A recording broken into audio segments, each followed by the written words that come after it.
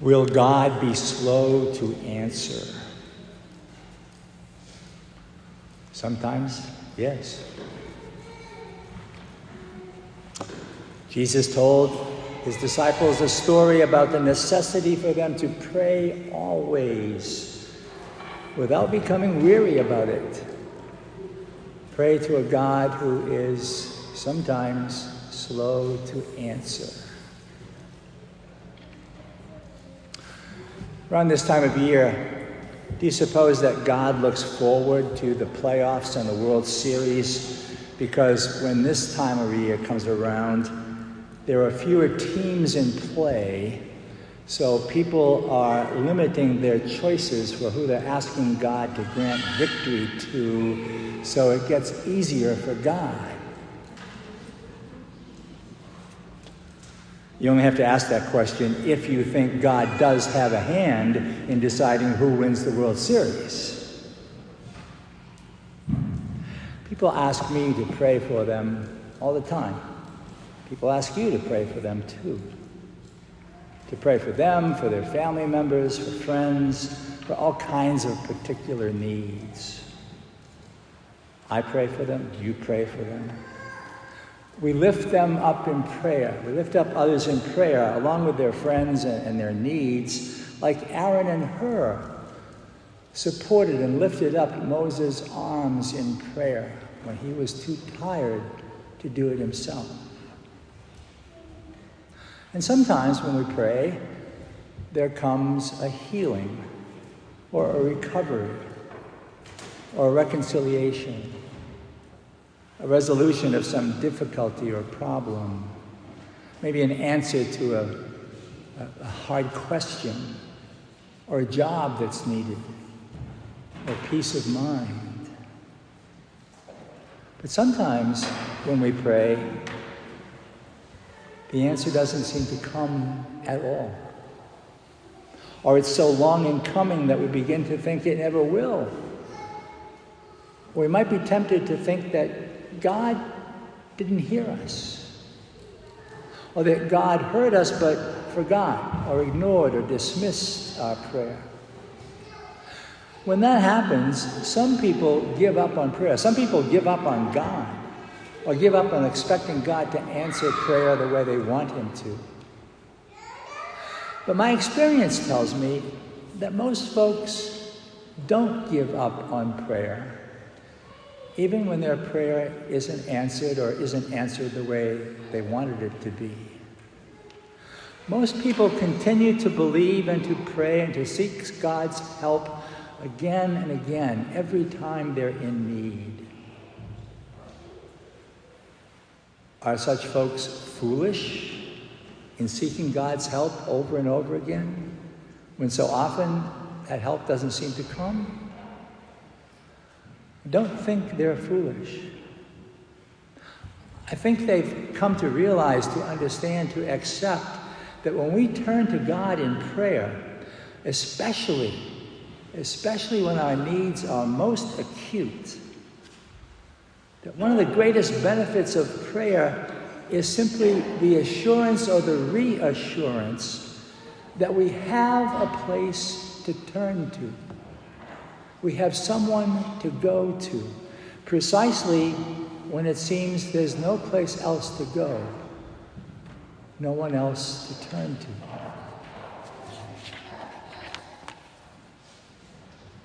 When we are children, we look up to adults to fix our broken toys, to mend our broken bones, to heal our broken hearts, to soothe our broken dreams. And there are times when mom or dad or others do indeed fix what the child brings that's broken. But sometimes mom and dad can't fix it. But that doesn't keep children from going back to their parents with the next toy that's broken, or the next feeling that's hurtful.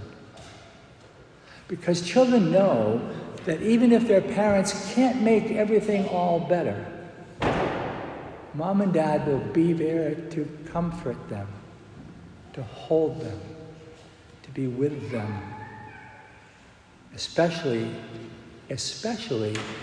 when mom and dad can't take the hurt away. So it is with God and us.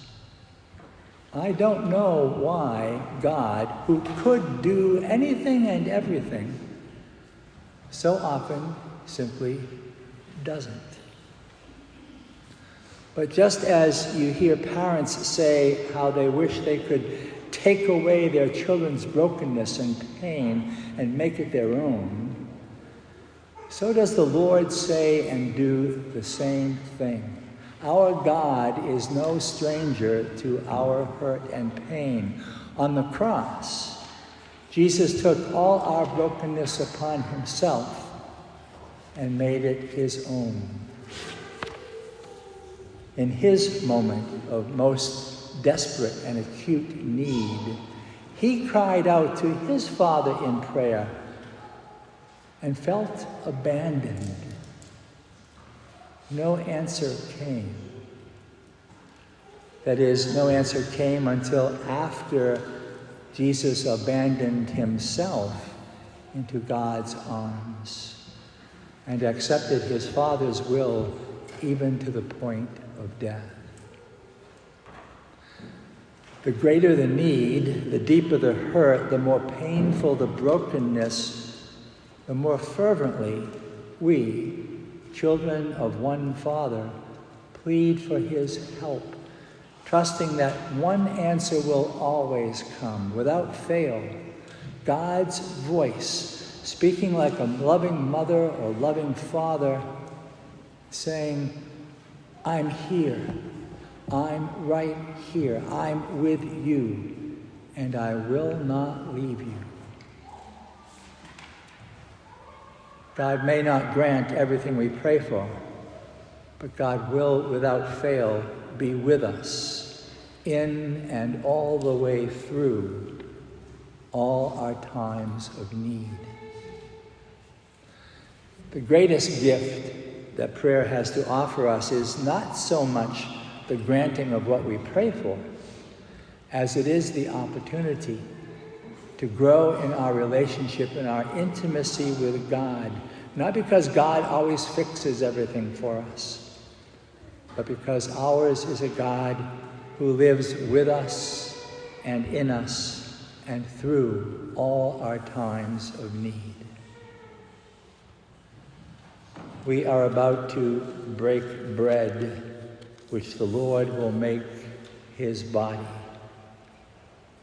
Bread will be broken for us, that we might remember and know how Jesus was broken for us and is here, is with us, and will never abandon us, especially in our times of need.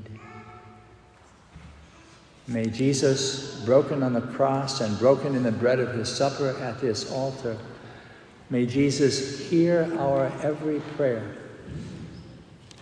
all the brokenness that we bring to his table this morning, and all the days of our lives.